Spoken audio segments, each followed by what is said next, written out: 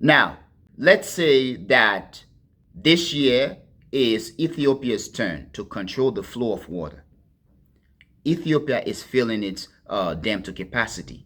Yes, the water is being let to flow to both Sudan and Egypt. However, as it is the case in Africa and in various parts of the world, let's assume that God decided to just shower Ethiopia with more water and just decide to dump Ethiopia, okay, within 1 week, as much rain as Liberia gets in an entire year, which means we could see flood, massive flood in Ethiopia.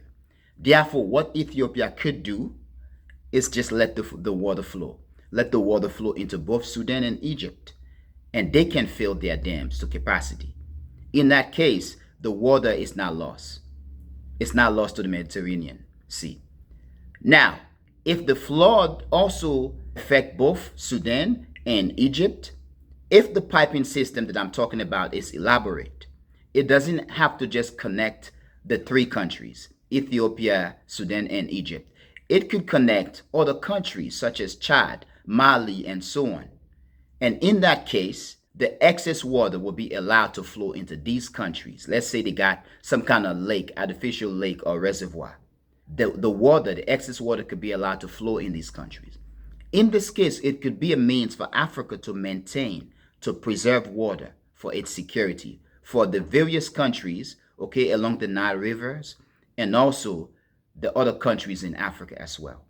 But if you ask me, I think it's a good thing for Ethiopia to maintain water security for agriculture and other means, for domestic consumption, for industrialization, and for its electricity as well.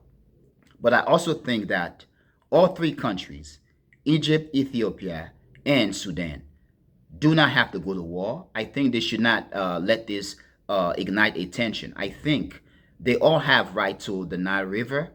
They can all build dams and they can all regulate water so that all of them and the rest of Africa benefit. Because if this situation turned into anything that could lead to any hot conflict, the region suffer, Africa suffer.